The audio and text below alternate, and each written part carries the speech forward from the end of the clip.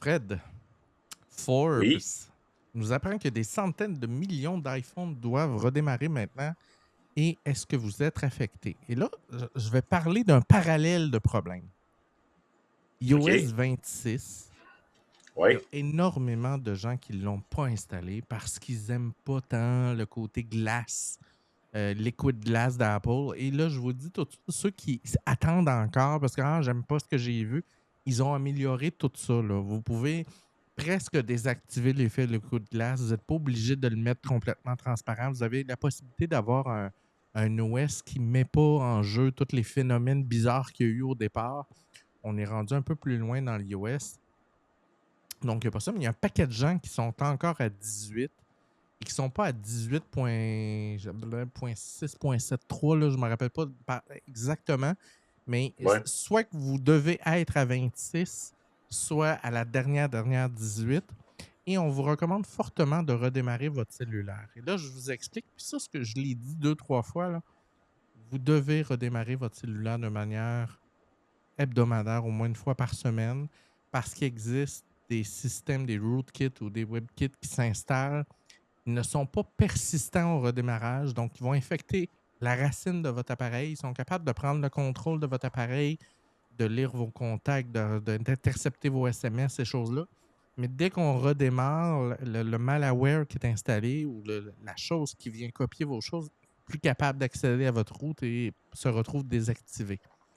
C'est une façon de contrecarrer si vous avez ce genre de phénomène-là, mais on ne vous demandera pas de redémarrer sans arrêt. Donc, mettez à jour votre foutu téléphone C'est une excellente idée. à la base. Prochaine nouvelle, Netflix signe une entente, un accord mondial pour la première fenêtre à 7 milliards de dollars. Et là, pour ceux qui ne sont pas familiers avec les fenêtres, est-ce que toi, tu es familier avec les fenêtres de lancement? OK. Quand Non. une entreprise, là, on parle de Sony, mais mettons Sony sort un film, généralement de 0 à 6 mois ou un mois, mettons 0 à 1 mois, c'est exclusivité en salle. OK. C'est Puis beau, après c'est ça, correct. mettons 6 mois à 18 mois, ça va être les plateformes spécialisées, Netflix, Oui, Paramount, name it. Et après ça, on va tomber dans ce qu'on appelle les chaînes spécialisées sur demande. Donc là, ça se peut que Bell Media achète les droits de diffusion, TVA, autres chaînes de ce sens-là. La même chose en France.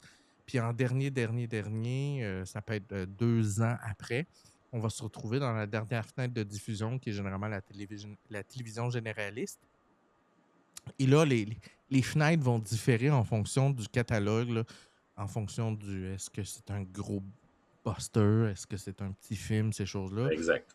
Et là, on voit un phénomène qui est apparu, Fred, avec la pandémie. Ça veut dire qu'on avait tendance à diffuser en salle, puis très, très rapidement, tout de suite, tomber sur des plateformes de diffusion de deuxième fenêtre comme Netflix, Paramount et Exact. autres. Et là, Sony signe un contrat pour être la première fenêtre. Donc, on va avoir la diffusion en salle, puis presque immédiatement, le catalogue de Sony va être disponible sur Netflix. Très cool. OK. Parce que je ne sais pas Je si suis tu pas es. d'accord, mais t'as le droit. Pourquoi t'es pas. Exprime. L'industrie du cinéma, moi, tu sais, un film qui va pas dans les salles puis qui a le droit d'être présenté aux Oscars, ça devrait être non. Puis Ah, le phénomène de la salle. Comment t'as dit ça?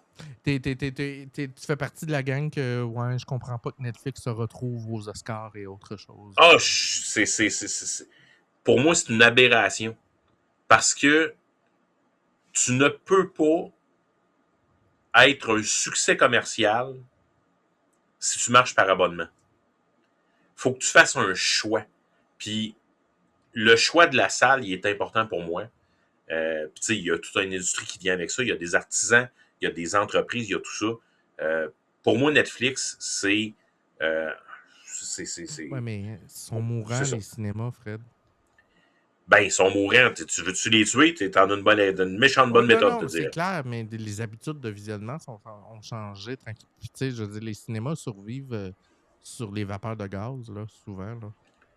Ben, je comprends, mais moi, personnellement, C'est un vieux de la aller vieille, voir. tu sais, dans une salle. Mais Qu'est-ce qu'on va c'est faire? même pas ça. C'est même pas ça. C'est que, tu sais, je te donne un exemple.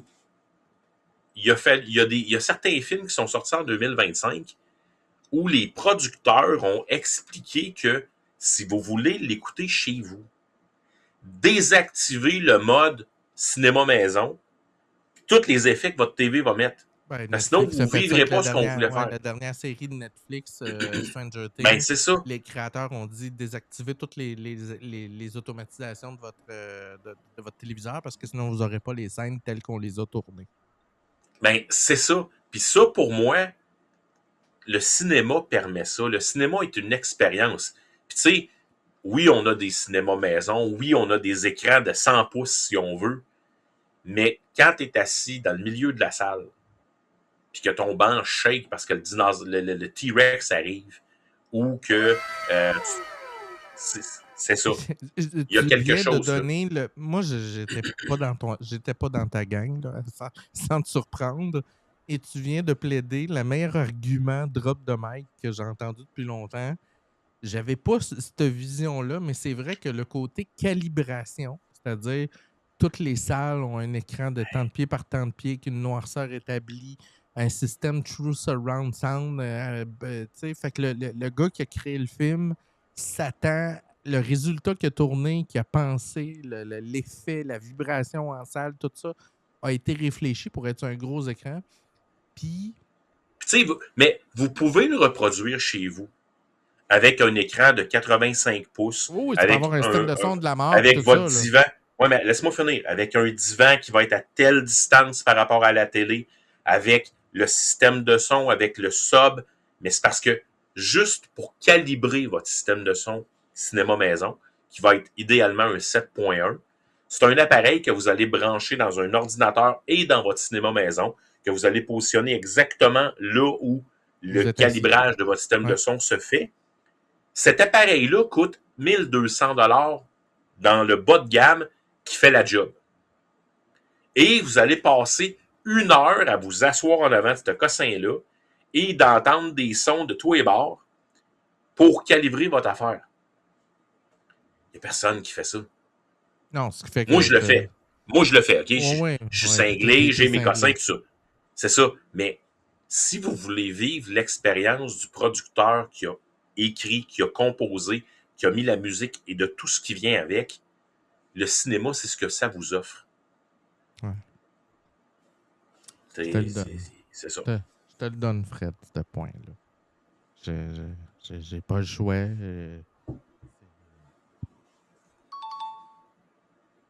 T'as fait un 2 morceaux de robot. Ouais.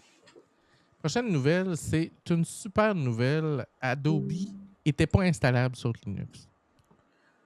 Et pour toutes sortes de raisons, là, il y en a plein de gens qui utilisent Wine. Et d'ailleurs, en parallèle de cette nouvelle-là, il y a la nouvelle version de Wine qui vient de sortir, la 9 de mémoire, qui va énormément plus loin en termes de prise en charge Windows. C'est rendu la folie furieuse. À peu près n'importe quoi peut être installé avec la dernière version de Wine.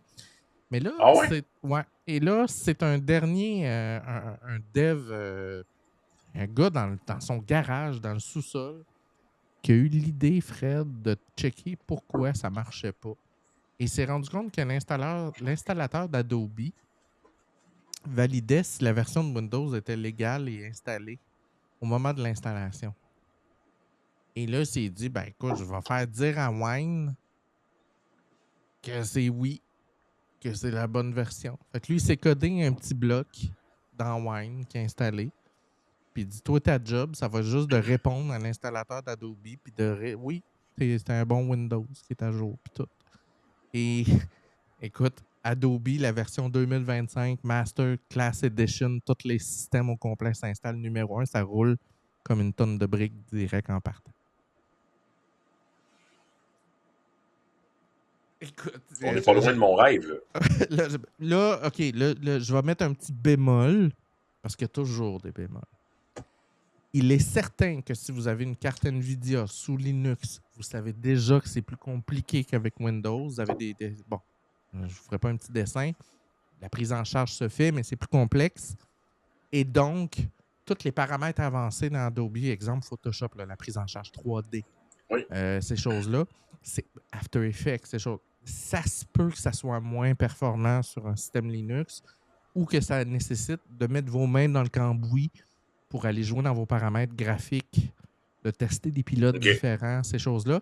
Mais les fonctions générales là, qu'on utilise à tous les jours dans Photoshop et autres fonctionnent Oui. toutes. Là. Le programme s'installe, ça marche. Intéressant. Alors, ceux qui sont intéressés, je vous invite à aller l'essayer, installer la dernière version de Wine, puis après ça, télécharger l'installateur. Ça, on apprend ça. Écoute, Apple, Samsung, Google, Garmin sont visés par une enquête sur leur montre connectée. Et si ça chie, Fred, excusez-moi les Français qui nous écoutent, si ça accroche, ça se peut qu'ils soient interdits de vente partout aux États-Unis. Et ça, c'est une entreprise un peu Hein? Ouais. Et là, je t'explique, je retrouve la nouvelle. Ça s'appelle, l'entreprise, c'est Unaliware, qui a développé un OK. algorithme pour détecter les chutes. Et semble-t-il, selon leur dire, dans le dépôt de la poursuite, que les montres Samsung, Apple, Google, Garmin, en fait, toutes les montres, auraient utilisé les algorithmes propriétaires de Unilaware pour détecter les chutes et que eux, contrairement à eux autres, ont développé un système d'algorithme qui est capable d'analyser des vraies chutes. Et la raison pour laquelle ils disent ça, ils disent qu'ils ont mis la main sur des algorithmes de développement d'Apple et de Google et que Google et Apple utilisaient des entraînements à partir de cascades. Donc, ils engageaient des cascadeurs pour faire des fausses Oui. chutes. Et il dit que contrairement à Apple, Google et eux autres, l'entraînement de leur système, de leur algorithme a été basé sur des chutes réelles. Et que la différence dans l'algorithme est notable et que, ça, évidemment, ça leur nuit. Et que là, ils vont obtenir une obligation de cesser toute vente aux États-Unis. Puis là, Apple, Samsung, Google, Garmin qui arrêtent de vendre aux États-Unis, c'est la fin du monde. Ben oui. C'est un méchant nœud, ça. Il va probablement avoir une entente hors cours. On s'entend, là. Sûrement. Sûrement. Ouais, parce que ça n'a juste pas de sens que toutes ces montres-là arrêtent, là. Là, tu vas favoriser le marché chinois et autres, forcément. Ça, c'est une nouvelle pas cool. OK. Windows 11, la mise à jour de janvier vers au chaos technique, Fred, ça te dit quelque Veux-tu que chose? je t'en parle? Un petit peu, bouge pas.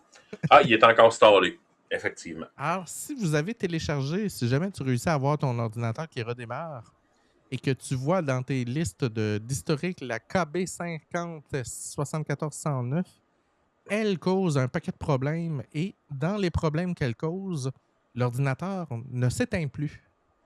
Donc, tu éteins ton ordinateur, il redémarre. Tu éteins ton ordinateur, il redémarre. Il ne veut pas se mettre en boucle.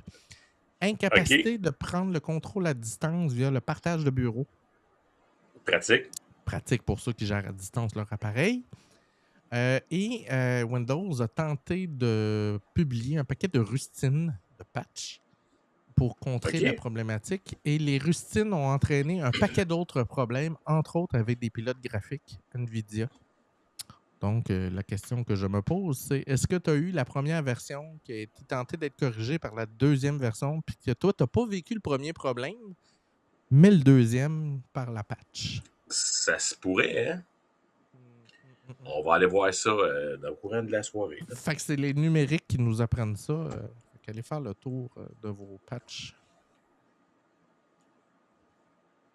Mon carnet, Bruno Guglielminetti nous apprend que France Télévisions fait un énorme virage, Fred.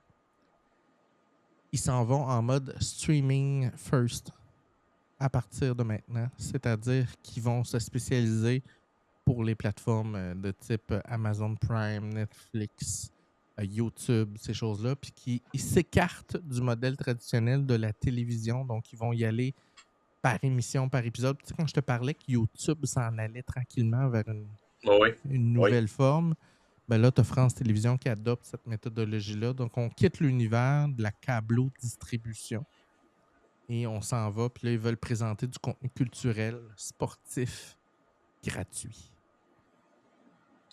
Ça va fesser, ça. Ouais. Fait que là, je ne sais pas quel est leur modèle d'affaires, mais ça risque d'être... Ben, ils vont passer de la pub. Ça va être la même chose que, tu sais.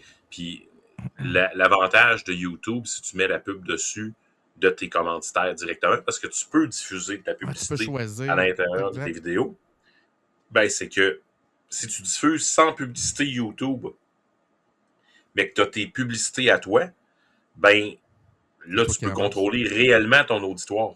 Mhm. Ouais, Parce que les autres, après ça, c'est les.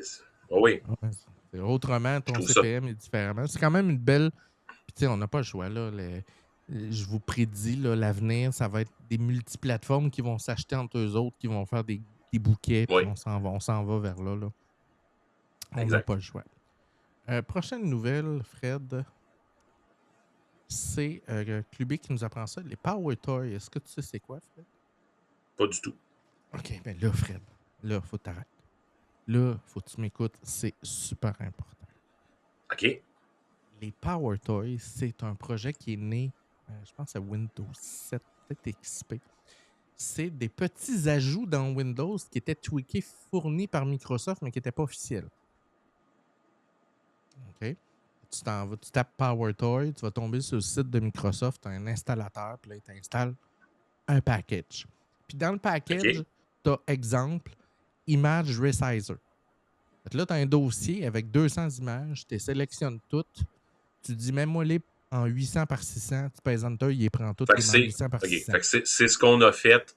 C'est tout ce qu'on a fait dans Windows XP Coccinelle qu'on a répété dans Windows XP, Windows Exact. 7 Coccinelle. Là, OK. tu as une autre affaire, c'est pour gérer ton écran. Là, tu veux mettre une image, un Oui. programme en haut à droite, le Snappy, là, le Snappy. Oui. Mais là, tu en as un qui est complètement personnalisable. Ouais, au lieu Ça d'être ne celui tente de pas moi. de mettre ça dans Windows natif? Ouais, non. Malheureusement pas. Fait que, là, tu as un paquet de petits outils super fucking cool dans PowerToy. Puis là, ils sont rendus, ils s'en vont dans le domaine un peu plus officiel. Et là, Fred, ils ont sorti l'équivalent chez Mac de Spotlight. Spotlight, c'est la petite loupe sur Apple que quand tu cliques dessus, tu tapes le nom de ton programme, ça t'ouvre une barre, puis là, tu peux l'ouvrir, tu peux ouvrir un dossier, chercher un programme. Ils ont fait la même OK. chose. Donc là, tu as une fenêtre qui apparaît dans le milieu de ton écran qui est un peu comme un menu démarré qui flotte dans le vide. Et là, tu peux le personnaliser, mettre un fond, un background à ça, une transparence, tout ça. Et là, tu as les Power Toys directement là, avec la centralisation, les boutons de configuration on-off. Je vais avoir Image Resizer, je vais avoir Snap It, je vais avoir ci, je vais avoir ça. Complètement OK. intégré. Fait que là, ils s'en vont vers une espèce de on dirait qu'ils veulent l'intégrer très, très profondément dans Windows. C'est une bonne idée. Donc, ceux qui ne connaissaient pas PowerToy, installez ça tout de suite. C'est Je merveilleux. m'en vais l'installer Vous direct là. allez voir tous les outils qu'il y a là-dedans. C'est capoté. Vous allez vous demander pourquoi c'était pas déjà là, comme Fred disait. Ça. Prochaine nouvelle, TikTok, Fred, t'es au courant? Oui, la copropriété. Oui, la copropriété. Donc, on Fait que va là, juste vous vendre à moitié. ouais, c'est un peu shady, comme tu vas dire. On nous parlait de, interdiction aux États-Unis. 100%, on veut pas TikTok parce que c'est possession chinoise. Sécurité avant tout, on veut rien savoir. Et là, Donald Trump allait dire à un moment donné, ben écoutez, on est prêt à faire une entente. Si vous nous vendez TikTok, on va le gérer des États-Unis, nanana. Il y a eu des branle-bas de combat des deux bords. Ça a été très, très, très long. Et là, c'est tombé cette semaine. Ils ont fondé un conglomérat dans lequel on trouve Oracle, on trouve Abu Dhabi, on trouve un paquet de gros noms derrière ça qui ont investi, des holdings. Et ByteDance, la société chinoise, continue de détenir dans la version américaine 19% du holding. Donc là, ils ont formé une espèce de nouveau conseil d'administration américaine là, avec le holding, tout ça. Ils ont déjà changé l'espèce de ceux qui se connectent à l'application ont un nouveau pop-up qui dit ben, voici les nouvelles conditions d'utilisation. Et là, il faut que tu donnes l'autorisation d'utiliser tes données pour l'IA, ces choses-là. Il y a encore des zones d'ombre. On ne sait pas si la modération va être américaine, comment ça va se faire, est-ce qu'il va y avoir de la censure, est-ce que, bon, OK. Ça pose un paquet de questions à venir. Bref, c'est à se demander si ça va changer quelque chose. Quand tu détiens 19% du holding, tu as quand même un certain contrôle. Ben, en fait, tu es en bas de 20%. Et Ouais, de mémoire, à 20%, tu as du contrôle. À 19, tu en as pas mal moins. ouais. Ouais, c'est ça. À 19, sont À sur la suivre. ligne à suivre. Puis là, est-ce qu'ils ont droit, puis là, ça ne dit pas, est-ce qu'ils ont droit dans le futur de racheter les parts de quelqu'un qui s'en irait, qui enlèverait ses billes? Je ne sais pas. MacBook Pro, le 28, on va annoncer les prochains MacBook Pro qui m'intéressent énormément. Les modèles M5 qui arrivent bientôt. Ça se peut que je vende mon M2. Donc, surveillez si jamais je m'en vends mon M2. Que je change pour un M5 qui est beaucoup plus puissant. Avec 48 corps et 48 GB de RAM et blablabla. Bref, une bombe. Fait qu'on va sûrement en parler. Je vais sûrement inviter Alexis qui va venir nous parler, le pape du Mac, qui va venir nous Oui. parler après le 28 de cette nouvelle-là. Puis, on nous annonce peut-être aussi un genre de petite enceinte HomeKit qui va pouvoir contrôler. On en a parlé plusieurs fois. Donc, ça se peut qu'on en parle. Donc, il y a des belles nouveautés à venir.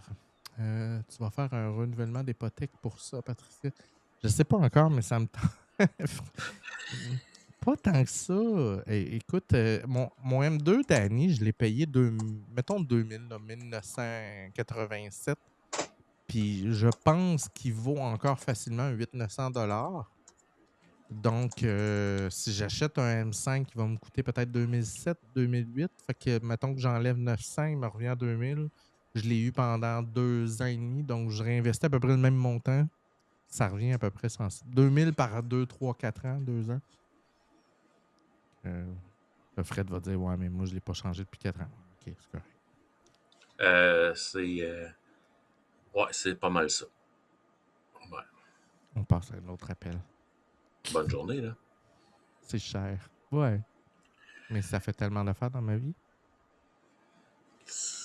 Tout est correct. Dernière nouvelle, si je peux y arriver, pourquoi ça marche pas? Je sais pas comment Il y a changer un le numéro. accord Ah, c'est secret, ça. c'est pour ça. Ils t'ont censuré.